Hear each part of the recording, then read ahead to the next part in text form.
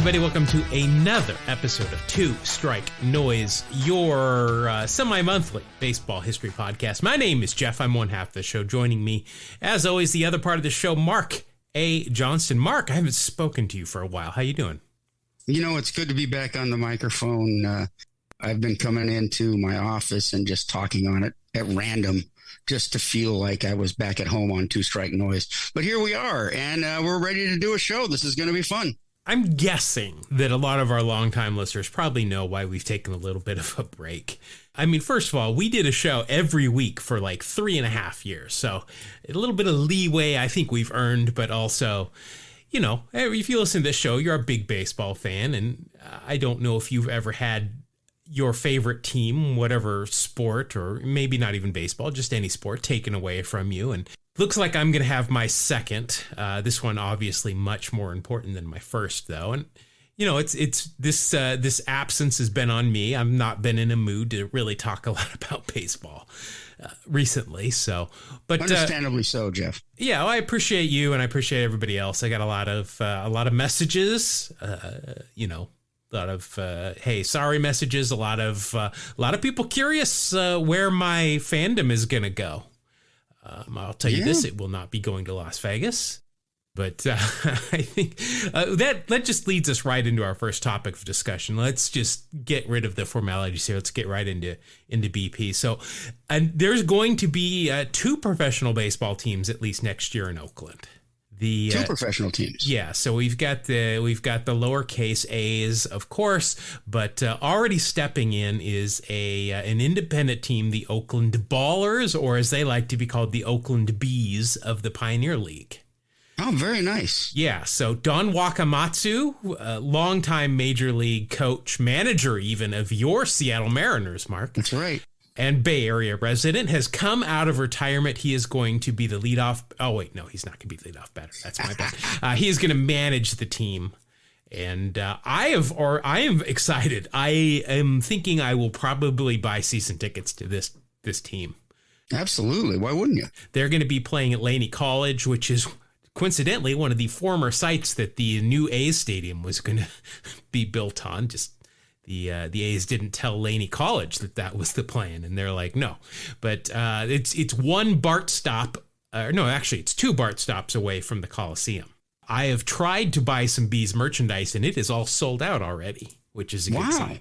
I'm really hoping it becomes not like the Savannah Bananas, you know, not that form of baseball, which I love. I love the Bananas, but I hope that it's something that the entire city gets behind, and they've got a big crowd every game. It's something that we can call our own since we don't have the A's anymore.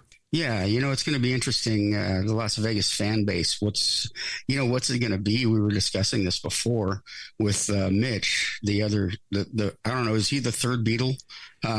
He's the quiet one in the corner that nobody ever hears. We were talking about what kind of fan base they were going to have. You know, there's going to be a lot of tickets given out by casinos, comped, and so on like that. And what's going to be the home fan base? I don't know.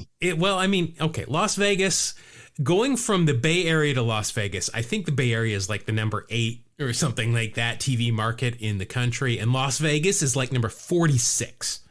Oh, there you go. I mean, they are going to be the smallest city, the smallest major league city, period, easily. And everything I've seen, there is just a lack of who cares from Vegas residents. That's my concern right there, is that are they going to have a home fan base? Yeah, it seems like the entire legislature in Nevada just wants as much as possible in the city, whether anybody wants it or not, just to have options, I guess. I don't know. I've seen a lack of caring that they're going to have a baseball team. I'm sure there are people that are excited about it. You know, the minor league team, the AAA team for the A's, the Aviators, they don't draw. Right. Nobody wants to go to a game in July or August that's outdoors. They say they sell out, but they do not. You can look at any game and there's not many people in the stands, but the A's are certainly not going to give you a real number there. But I was also thinking in the shower today, that's where I do my thinking, I think a lot of people do, about this Oakland Bees team. Yes. And I can guarantee you that he who shall not be named and his little stooge are pounding their lawyers trying to figure out how to sue this team into oblivion for calling themselves the Oakland Bees and daring to use green and I don't know if it's going to be gold or yellow or what, but it's going to be the same colors as the A's. They don't own the colors. They don't own, anything. No, they don't own the letters either. Yeah, exactly. And you know what? I have a bunch of Salt Lake Bees hats and uniforms, so I'm halfway there already. It's like kind of, but right. Let's talk about something that doesn't make me angry. Yes. So, first of all, Ichiro, we've been talking about him the last couple of shows. We talked about him going on the tour, and helping out the high school teams, doing the annual playing against the high school girls. I think it's an all-star team at the Tokyo Dome. He threw a complete game shutout against them. Again, I think this is a little... He wants to help people, but I'm not sure that's really helping them. 116 pitches, complete game shutout. He also picked up 2 hits at the plate. Of course he did. Yeah, not a lot of defensive help behind him, though, because he had Dice K at shortstop. Wow. Okay. Well, man, I would have been interested to see that during his career. Yeah. If you want to see highlights of the game, though, you can go to YouTube because there's plenty of highlights of that. I saw this. I couldn't believe this. I looked it up. It is absolutely true. Fun fact that Dice K has more career RBIs in the World Series than both Aaron Judge and Mike Trout combined. That's one way to look at it, and very true. Well, it's not just that Aaron Judge and Mike Trout have not been in the World Series, but the fact that Dice K has 2 RBI in the World Series just is incredible. That's impressive. Yeah, good for him. Also, though, on the Ichiro front, just so you know, he is going to be hosting a live counseling session on Instagram. Okay. I don't know what he's counseling, but he'll be there apparently. I've been looking for a good counselor. You might want to keep looking. I'm not sure Ichiro's going to be the guy for you. Well, and I don't speak very fluent Japanese either. There might be a little. Well, he knows the bad words for sure. So yes, I've heard. Yeah. Let's see. This is some sad news, but also some news that we don't usually talk about here on this show. But Levi Walker has passed away. Now, name might not mean a lot to you. Just that's his government name, I guess, especially in this case. But he was Chief Nakahoma for 17 seasons. Actually, there were 4 of them, but he was the last one. And he was the person that dressed up in the outfit for Atlanta for the last 17 years while they had a live mascot. I had to look it up. Walker was actually, he was a veteran of the armed forces and actually a member of the Odawa tribe of Native Americans. So, well, that gives him some credibility. Yeah, I mean, at least it's not just some white guy dressing up and doing like this. Me standing out there going, exactly. Hey, Oklahoma. Yeah. 1969 was the first season that he put on this outfit to play the mascot. This actually started in Milwaukee, apparently. They didn't name him in Milwaukee. It was just somebody dressed up like that. But he was at almost every home game during that 17 years. In left field, they had a little teepee set up out there as well. And that went all the way through 1986. Now, this is an interesting note. In 1982, they removed his teepee because Atlanta that season started the season with a 13-game winning streak. So Ted Turner, never to turn his nose up at money, removed the teepee so they could add more seats in that location, of course. Which those would be high money seats. Yeah. And so he added those, but then the team lost 19 of their next 21 games, fell out of first place. And the fans, who were more than justitious, they were superstitious, said, "Hey, this whole great start of the season turned around when you removed the teepee." So they put the teepee back, and they went on to win the NL West that year. I did not know that. That's fantastic. I didn't know that either. It's a pretty funny story for something that we normally don't. We don't even say the Atlanta team's nickname here on this podcast. So to talk about that is something. But I'm glad that kind of stuff is gone. the way of the dodo, which we do talk about the dodo quite a bit. Yes. Which of us is nicknamed the dodo? I forget. Well, I mean, if you ask either of our wives, they will have different answers, but that's a good point. Yeah. I was crying earlier today, Mark, before we started this. Pete Alonso, the polar bear. Yes. New York Mets first baseman, at least right now. Hopefully they'll sign him to an extension here. But I saw a clip of a news show on, it was like the New News or something from New York, and they had a veteran on who was given a service dog by the Pete Alonso Foundation. And this guy was just, saying how this had turned his life around. He had problems and this dog was helping him. And, dogs are freaking awesome in the first place. They are. And then unbeknownst to this veteran, Pete Alonso was there to meet him and came out and gave him a hug, and everyone started crying. And so I only cry when people are crying due to happiness or an animal has been injured or worse. And so I was in tears watching this. Well, I kind of teared up just listening to the story. That's awesome. Yeah, it was great. Pete Alonso is he's like Joey Votto. I mean, he doesn't take himself seriously, but he does a lot of good, and his fan base, whatever team, if he's not on the Mets, hopefully he will be for a long time, but if he's not on the Mets, any fan base where he goes is going to love him, forever. No question. Let's see. Also, there is baseball going on. We'll talk about Baseball United here shortly, but there is baseball going on elsewhere in the world. Of course, there's the Arizona Fall League. There's the Australian League, which is going on right now. But of course, also down in the Caribbean or the Caribbean, whether you're a Disney fan or not. I know Mark gets worked up about that. Yes. So the National League MVP Ronald Acuna Jr. is playing winter ball, as he likes to do.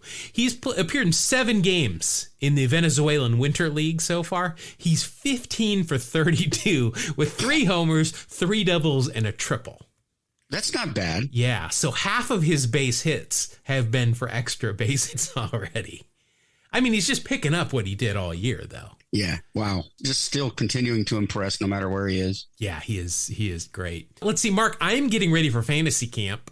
Despite my disdain for my favorite team's ownership right now, I am still going to fantasy camp again this year. And just while preparing and doing some, I like to look at content from other teams' fantasy camps.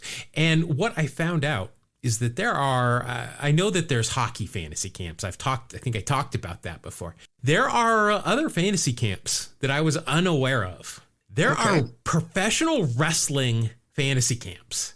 Nice. There is one where the coaches are Ricky the Dragon Steamboat, one of my all-time favorites, fellow athletics fan Gangrel, Jake the Snake, a sober Jake the Snake Roberts, nice, and Chavo Guerrero Jr. No kidding. are the coaches. Now, am I tough enough to do that? Absolutely not. But man, would I love to. That would be so much fun. I'd love to mix it up with any of those guys. Yeah, I just think that's awesome.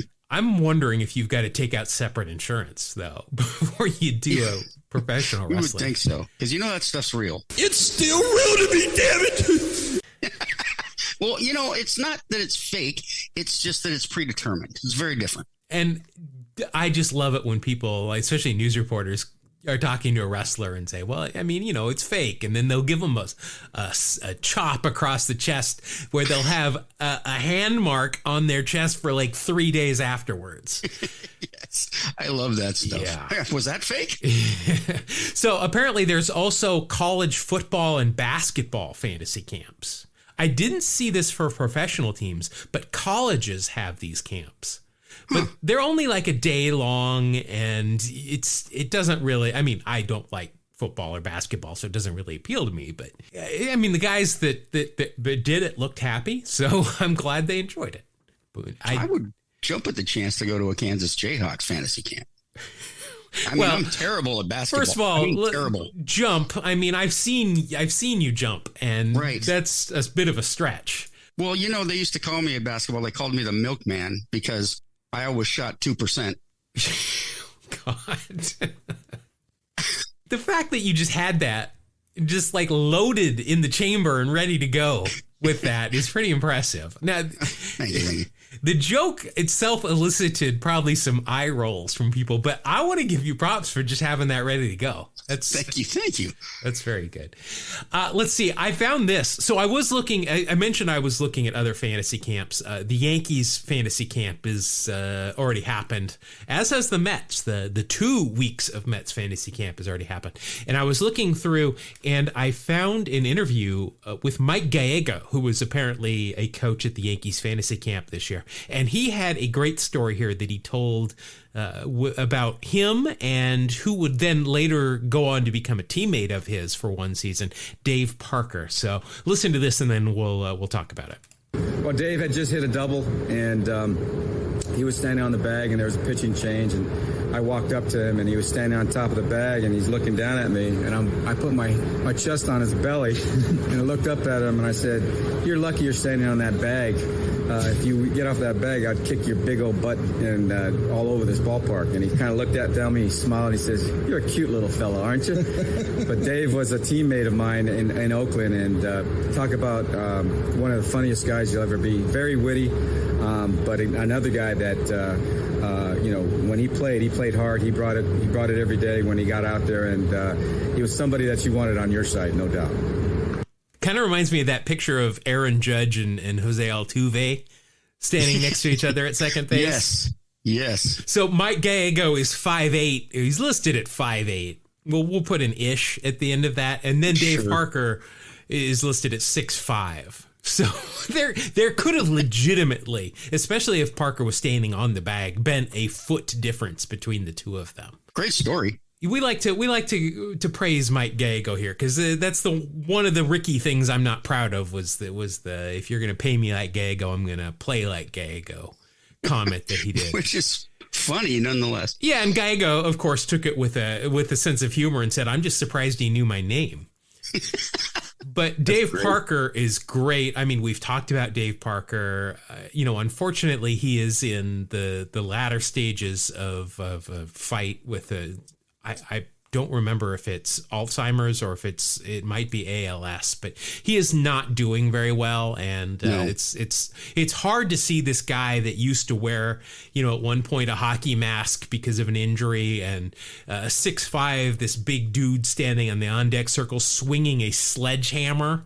To see him in the state he is now it's very sad, and we wish him all the best. I know he's always one of my favorite guys, and I was glad he got to be on the A's for one season. He was fun to watch, and he was a character. I did mention Thanksgiving. We took a little bit of break over Thanksgiving, and I did have some things written down here that I wanted to talk about going to Thanksgiving, and I don't want them to go to waste. So I did dig up some Thanksgiving baseball names. I just wanted to throw out there. It's still timely. It's the holiday season. Of course, we've got Turkey Stearns, somebody that I didn't know about until you did a story about him quite a while ago. But Turkey Stearns, good Thanksgiving baseball name. Perfect. A lot of guys with Turkey as nicknames. There's a guy named Dick Hall who was just nicknamed Turkey. I couldn't find out why.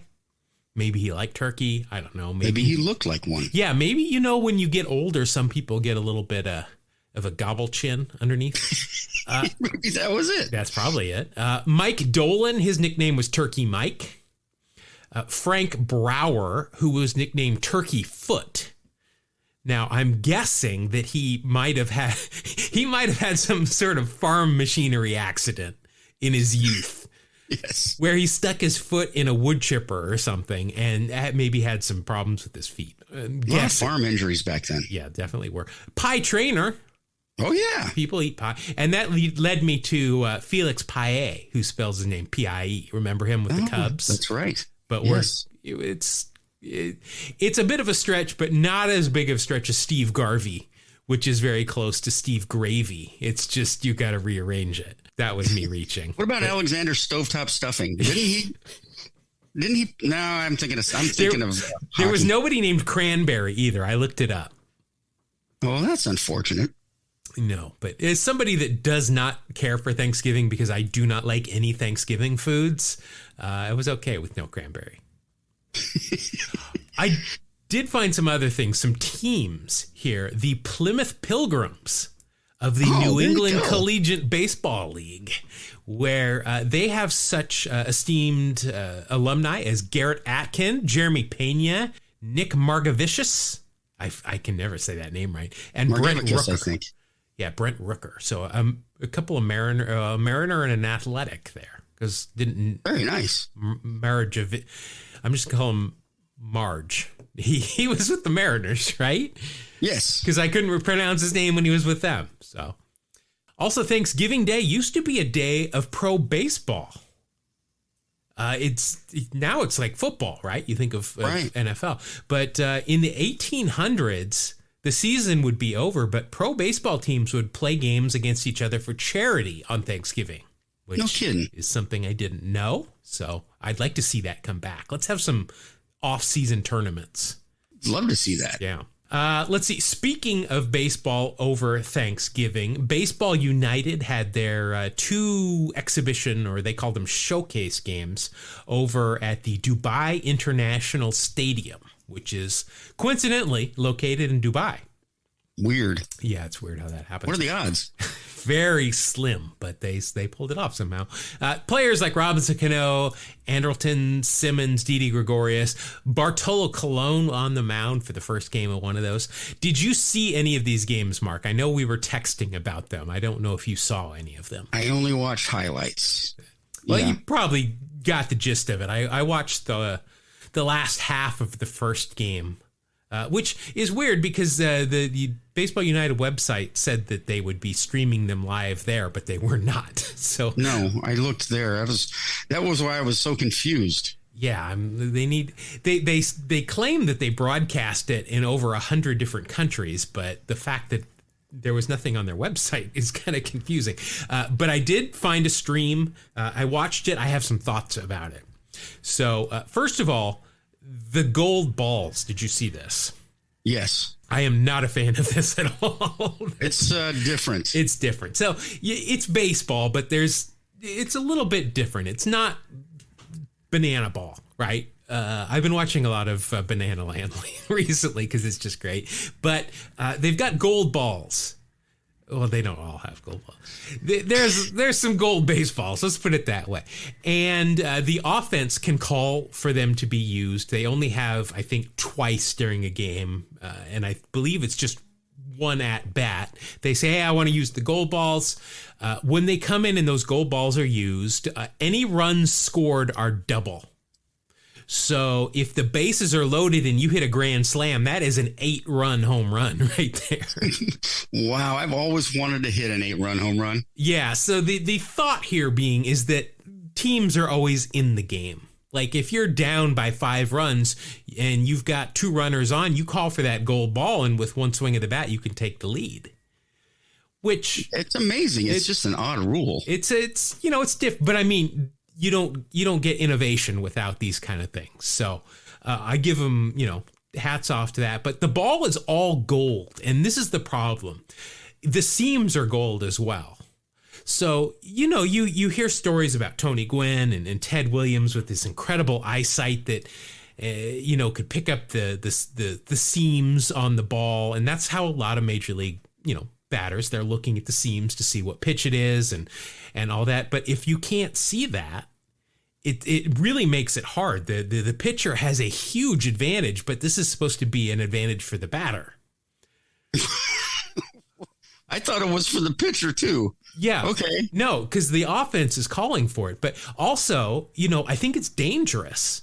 One of the reasons that the spitball was outlawed was because the ball would get so dirty that the batters couldn't see the seams. Also, they couldn't see the ball because it didn't have lights. But, they couldn't tell if, they see the seams. Okay, this is a curveball. I don't need to move. You don't have that advantage. Right. If a pitch starts up at your head, you better duck because you don't know if it's a breaking ball or a fastball. So I have some concerns about this. But that being said, Pablo Sandoval hit a 6-run home run in the second game. How about that? So I was thinking about this while I was in the shower again. I do a lot of baseball thinking in the shower. You do a lot of showering. Yeah, I do. Well, that's because it's the only time I think. And I was thinking, how often, if somebody puts this ball in play in a major league, season of 162 games, how many times is somebody going to actually hit a home run with that gold ball? And I'm thinking maybe a dozen times, maybe throughout the league for an entire year. And then in half of the games they play, somebody hits one. So what do I know? Well, and if a batter is very adept and good at hitting the gold ball, he could be said to have the Midas touch. Oh, nice. Yeah. And then they could get Midas mufflers to sponsor it. Or Golden Grams, Yeah, that's good. One of my top 5 all-time cereals. Pitcher could be Goldfinger, It's pretty much endless. Why are they not hiring us for marketing? I don't know why not. But a couple of other things here. Apparently, and I don't know, maybe this was just for the showcase, but you can be replaced in the field but remain in the batting order. Because Robinson Cano was removed from the field, but he continued to bat. That might have just been to keep him in the game so that people could see, a name that they know hit more. I don't know. We'll have to wait and see. Bats appear to be any color you want. Well, MLB has a specific list of the colors that bats can be, except for those special games like Mother's Day or Father's Day. There were guys up there swinging some pretty funky looking bats, which I'm all for. That one I'm fine with. Hey, express yourself. Yeah, I think Madonna put that best, right? Yes, she did. So at the end of the game, though, this was interesting. You know how the Yankees play New York, New York after they win? Well, they played the New York, New York song, but instead of saying New York, New York, it says Dubai, Dubai. Same amount of syllables. It worked, yeah. Let's see. The seating was very interesting. Now, I was a little bit, I'm thinking they're playing these games in cricket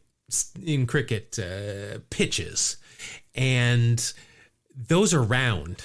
And when the MLB goes, they've been in Australia. They played on the very famous cricket ground there. They play in a cricket ground when they go to England, but they bring stands in, so there's not like a Oakland Coliseum amount of foul territory. They did not do that here, but they did sell seats. They had round nets in foul territory with sofas and TVs and stuff in there, where I guess the high rollers got to sit. Oh, okay. It seems a little dangerous to me, though.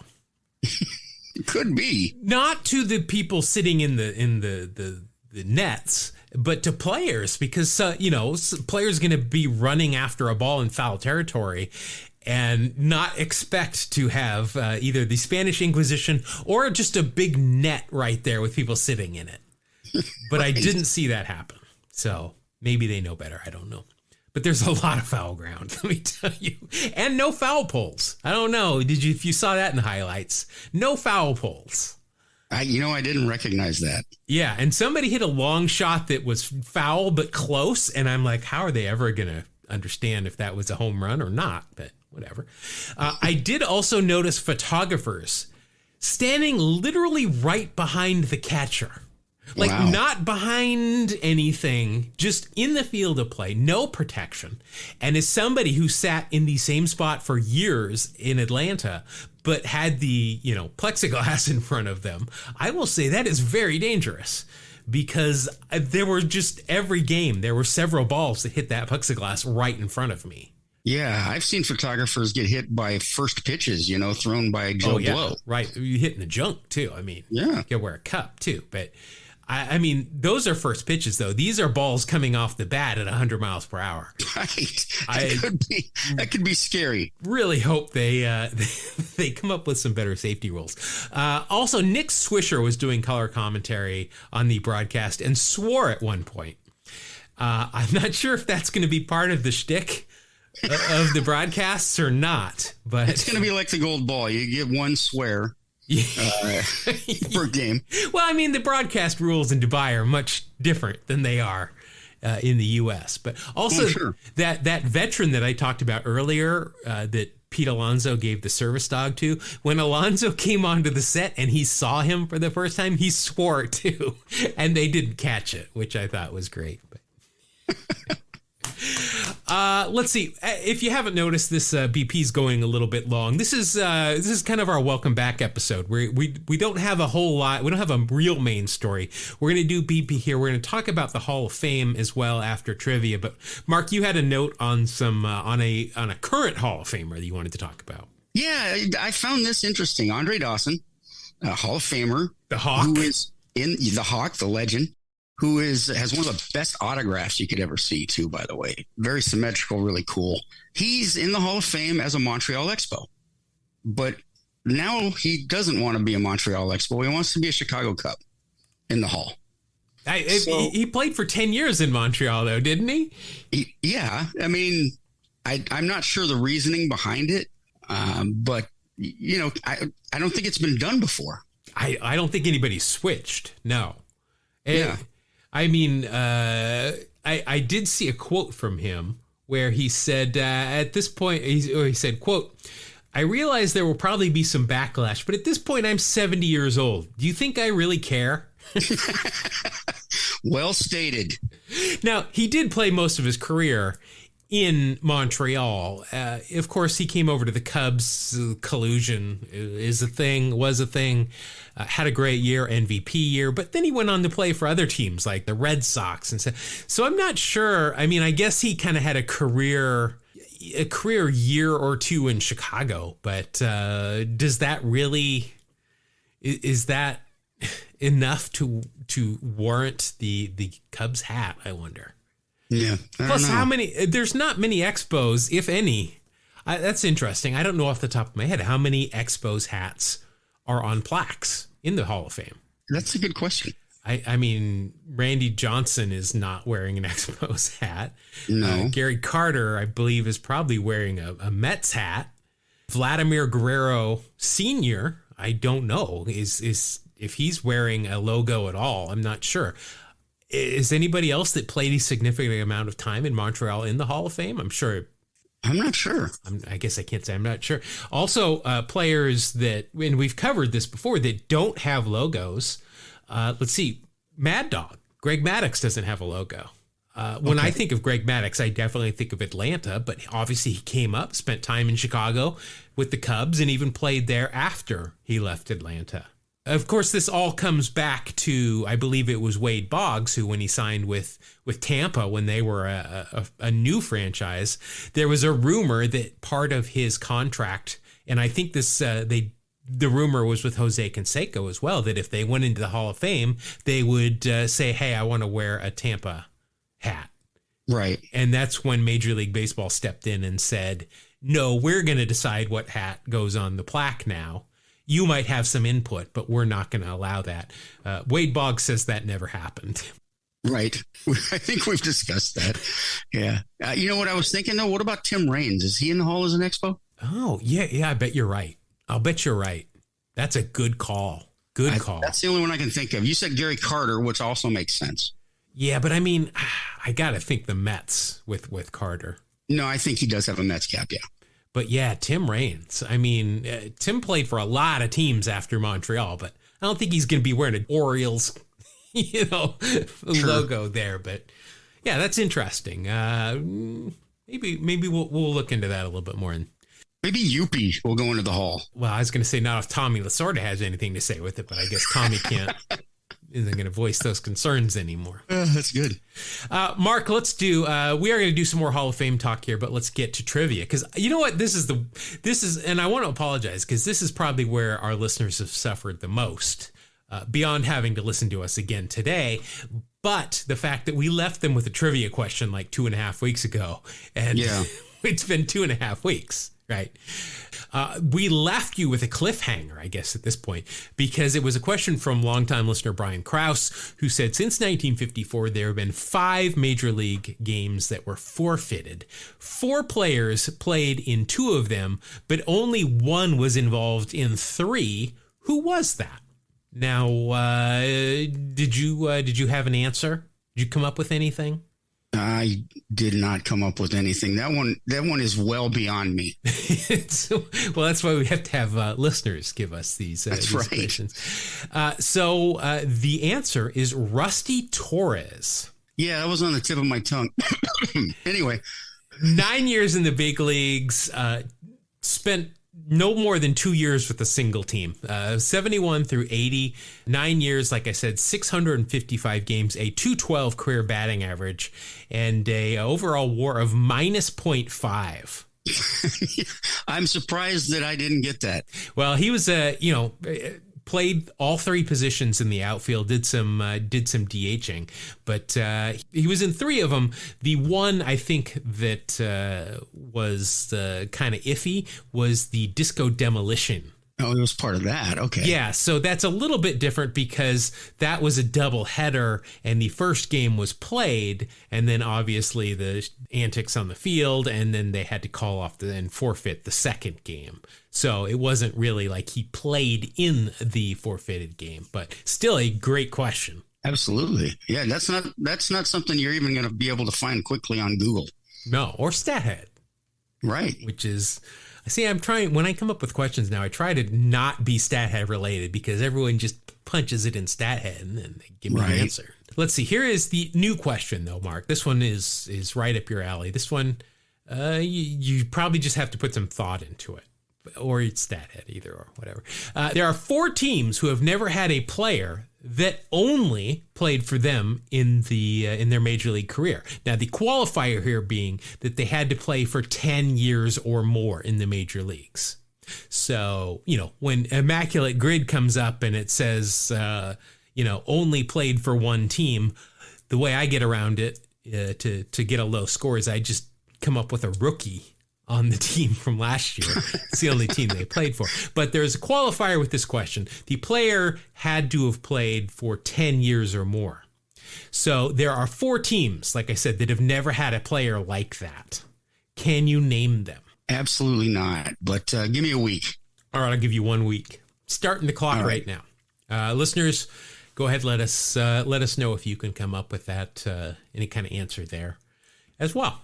All right, so for our main part of the show this week, Mark, since last we spoke, the Hall of Fame ballots for this year have come out. A show or two ago, we talked about the historical committee, the whatever that's called. I don't remember. It's been a rough couple of weeks, I'm not going to lie. We went over the names that were on that, and we wanted to talk this week, though, about the players that are on the ballot, kind of the contemporary players here. So let's look at this. There are a couple of new names on the ballots. I just want to list off the new names here off the bat. First, we got Jose Bautista, not the wrestler, of course, the Blue Jay. We've got Adrian Beltre, Big Sexy's on it. Bartolo Colon, since he finally retired, officially. Adrian Gonzalez, Matt Holliday is on there for the first time. Joe Mauer is on there. Victor Martinez, Brandon Phillips, Jose Reyes, who I was once mistaken for somehow. I don't know either.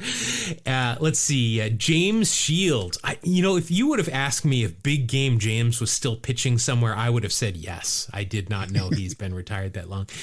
Chase Utley and Captain America David Wright. Those are the new guys on the ballot. Any thoughts on any sure bets here on the new guys, Mark? I think your best bet is going to be Adrian Beltre. Yeah, I agree. He's got a career WAR of 93.5, and that's saying a lot. A little bit of a low on base at 339, but the guy hit 477 home runs, 3,166 hits. And the defense, the Gold Gloves. Absolutely. I think he's a sure thing here in the first ballot. A lot of things I was reading is, could Adrian Beltre be the first position player to be unanimously selected? I guess that could happen. It just depends. Again, it's ridiculous that Mariano Rivera was the first one. Babe Ruth, right. Willie Mays, Henry Aaron, Ricky, all these guys, Griffey, were not unanimously selected. It's a joke. Could Beltre be the first position player? I don't know. If we've still got boomers voting, it's going to be hard. But yeah, this is true. So if you had to take away Adrian Beltre, who of those other guys that I mentioned?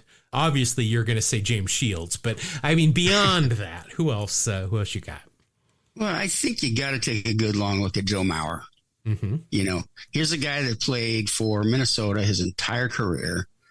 Lifetime 306 hitter, lifetime on base of 388. Didn't have a ton of power, hit 143 home runs. He did win an MVP, a couple Silver Sluggers, maybe 4 or 5 of those actually. And, an all-star almost every year. Is somebody you got to look at. 3 batting titles as well as a catcher. Yeah, and that's the other thing is that catchers are not specifically known as great hitters all the time, but he certainly was. Yeah, now I think the rub here with Joe Mauer is the fact that all of those kind of accolades came when he was a catcher, but then he, started to suffer from concussions. They moved him to first base where he kind of became just an average player for the end of his career. So were those, if you drop everything from when he became a first baseman pretty much full time or a DH, is that enough? I mean, that was, a problem with Ernie Banks that, yes. He eventually got into Hall of Fame. Well deserved. Absolutely. Also, Willie McCovey. I mean, that's when he moved to first base. I think Joe Mauer, frankly, I think he should be in. I don't have a super low bar set to get into the Hall of Fame, but I think Joe Mauer is definitely up there. I think he and Beltre, I would vote in if I had a vote here on the first ballot. There were a few years where I did not want to see the Mariners face Joe Mauer. Yeah, he was great. Yeah. He was absolutely great. I don't see, I think Chase Utley could be in the discussion for his first year. David Wright, I think David Wright has an advantage having been a Met for his whole career, I believe. He was in New York, so everything he did was amplified. I'm not sure I would vote for him. Chase Utley, I think, has a shot of my vote. I don't think he's going to get in on the first ballot, though. Right. Yeah, I think you're going to see Beltre for sure and quite possibly Mauer from the first ballot guys. So the guys that are returning, let's go through them quickly. We got Bobby Abreu. I loved Bobby Abreu. He was just a great baseball player. I do not think he's a Hall of Famer. Carlos Beltran, I just don't like. Again, though, I will admit, a great baseball player. Made a ton of money off of an incredible postseason one year. I would not vote for him as a Hall of Famer. Mark Burley, I vote for him as a scoreboard operator Hall of Famer because of his pace of play. Oh, yes, absolutely. We appreciate those guys. Yeah, again, I don't think he's a Hall of Famer. Todd Helton. Oh, there you've hit my nerve. Well, apparently it's a lot of Hall of Fame voters' nerves, too. This guy belongs in the Hall. I'm sorry. You can say what you want about playing in Colorado. The man could hit. The man could play ball. And, if you're saying he doesn't belong in the Hall of Fame, who from Colorado ever will? Yeah, I mean, you know what I'm saying? I'm 100% on your side here. If you're saying that if you play in Colorado, you will never get into the Hall of Fame, what's the point of having a team? Yeah, it's unfair. I think he belongs, and I hope he gets elected. Absolutely. And, the field has been leveled somewhat with every team now using humidors mandated by the league. But obviously the attitude and the altitude will always come into play. But, I mean, the guy was just an incredible baseball player. He was an incredible hitter. Played, obviously played half of his games in Colorado, but man, he was so close last year too. He had 72.2% last year. Right. And the threshold being 75, I really think he's going to get in this year. I really hope so. He definitely deserves it. And absolutely. I mean, after him, who else are you thinking of from the Rockies? Like, you don't even have to deal with anybody else for a good, I don't even think there's a current player playing in Colorado that's going to be there their entire career that anybody needs to worry about this discussion again. Just put him in. He's a great hitter. Absolutely. Let's see. Matt Holliday, speaking of other guys that played in Colorado, big bat, Hall of Famer, not any day in my book. No, I don't think so either. Torrey Hunter. I've got personal feelings about Torrey Hunter. I don't like him either. He and Carlos Beltran can go kick rocks. Great player. Hall of Famer? I don't think so. Yeah, I don't think so either, although I did enjoy watching him play. Okay. You're supposed to say that makes one of us. Yeah, it makes one of us. Andrew Jones. A lot of home runs. Great defensive outfielder. Yep. This was a guy that I got to see in his prime every day in person, and I don't think I appreciated it. I really don't. Yeah. Looking back and watching video of him now, I'm like, oh, I remember that catch, and I remember thinking, wow, that's a hell of a catch. Yeah. Yeah, he had a bat too. I think he is a borderline guy. I could maybe check his name. Yeah, he's on the border for me too. I didn't see him play nearly as much as you did, but he was a tough, hard-nosed player. He was out there to catch every ball that came anywhere near him, and like I said, he could slug. Yeah. Let's see, Andy Pettit, never going to get in. No. Too many steroid allegations. Otherwise, you know what? If he was clean, I would say he probably is a Hall of Fame pitcher. Yeah, quite possibly. Manny Ramirez, love him, never going to get in. Nope. Alex Rodriguez, hate him, never going to get in. Nope. K-Rod, Francisco Rodriguez. Dude has a lot of saves. Yeah. Yeah, I don't know. I don't know about K-Rod. And I don't have his numbers open. Like I said, I'm not really prepared right now. I don't have all their numbers open here in front of me. I'm just going by what I remember. I don't have K-Rod on my ballot.